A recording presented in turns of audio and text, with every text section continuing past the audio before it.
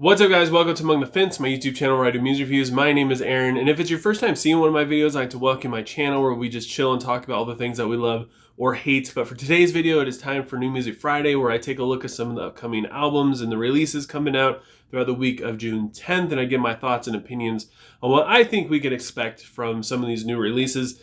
And if you're hoping to see any singles or any new track releases coming out throughout this week, that's going to be for a different video. I've kind of veered away from the weekly track review just because a lot of people haven't really been that into it. It gets like maybe 70 views, if that, maybe 100 at the very, very most, with like 3 likes, 4 likes, and maybe 1 comment. So people don't really seem to be into the weekly track review. I might go back to just doing a full review on just one track here or there, because people seem to like that a little bit more. Like my counterparts video I just recently did is just a review on that one single track. A lot of people seem to be more into that. And also I can dive a little bit further into the music and the meaning of the track. And it's just a little bit more of a deep dive. And people seem to enjoy that a little bit more.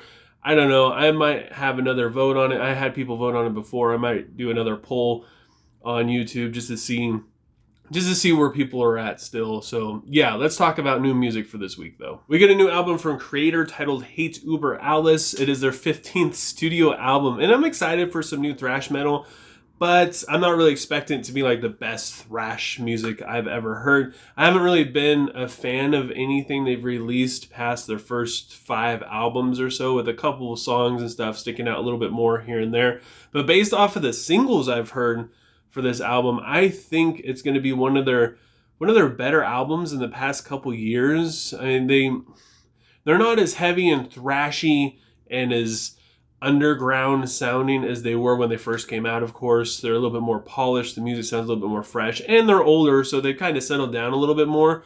But I mean, the hook on the title track song just sounds really good, and the music doesn't sound too bad. I have high hopes for this album. But like I said, it probably won't be the best thing I've ever heard. Motionless in White is releasing their new album titled Scoring the End of the World. The singles released for this album are sort of confusing. Like, half of them sound like they're trying and they're putting in an effort, and the other half of them, like, they're not trying, and it's just very generic and sad. They're kind of missing their own sound at this point, and they're coming off very generic. I mean, it's Motionless in White. They're not the most original sounding band in the whole world, but it's just falling even more behind. I'm not really sure that the non-singles off of this album are going to reveal anything that the singles don't. I do have my hopes up.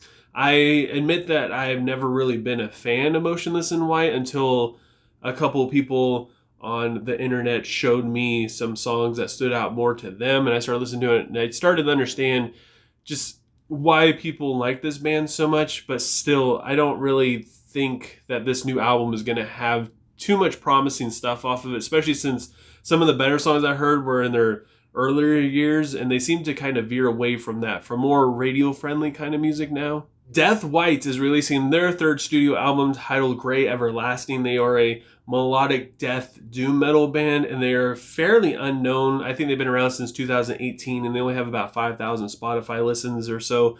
And this album is going to be a work of art. The singles are atmospheric as heck, and the vocals are just perfect. If you haven't heard of them yet, go ahead and give them a listen, just because it breaks you out of all the mainstream generic stuff that's basically been coming out over the past couple of weeks. And there's a couple people on my videos that are dropping some more underground sounding stuff, so I've been kind of diving more into that. And this is one of the bands that popped up. I discovered them probably about 4 or 5 months ago, and very, very excited to hear that they're coming out with some new music. So yeah, give them a listen if that's sort of your style. The vocals are generally clean. They sound really good. And like I said, the music is just, it's so atmospheric and it's so well done. Kind of reminds me of like the more quiet, atmospheric-y, emotional kind of moments off of like Slice the Cake, something a band like that would do. We got a new album from Dragged Under titled Upright Animals. I'm curious to see what direction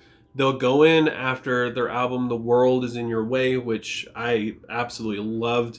It had a lot of energy, and I gotta admit, this new album seems to not be going in that same direction off of the singles. A little bit more sophisticated. I guess you could say it's a little bit more mature sounding. And with that comes more attention. They've been blowing up quite a bit lately. I think they're in like the 400,000 listens on Spotify.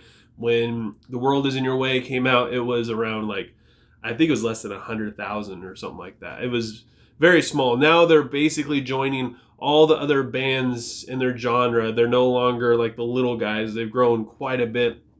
And with that comes kind of a more mainstream sound. They can kind of become more generic sounding just to keep that growth going, because they want to fit in with everybody else. So I don't know, they're still new, and I trust Fluff and Tony and all the other band members to not go down the path of sounding like everybody else. Hopefully, I really hope that they don't, because they had a good thing going for them. But at the same time, like I said, they sound a little bit more mature. It seems like they've kind of pumped the brakes a little bit on all their excitement and hype and how much energy they were bringing to their last album, and they've seemed to tone down a little bit more.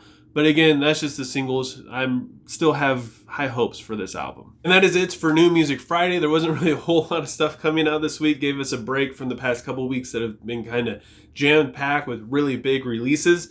If there's anything that I missed or anything you want me to check out, leave a comment below letting me know what it is. Also, let me know what you want me to review next. If there's a single you're looking forward to coming out, since I've kind of stopped doing the weekly track reviews, leave a comment below letting me know what singles you want me to check out. I know there's some pretty big bands that are dropping some stuff, like Devil Wears Prada. And so yeah, if there's something you want me to do a review on where it's just an individual single, leave a comment below letting me know what you want me to do for that one. If you enjoyed this video, don't forget to give it a like. If you want to help support me and my channel, please consider subscribing, especially if you leave kind of a request letting me know what single you want me to review or what album you want me to review next. That way you don't miss out on that. And I hope you guys have a good rest of your day or night whenever you have me watching this, and I will talk to you guys next time.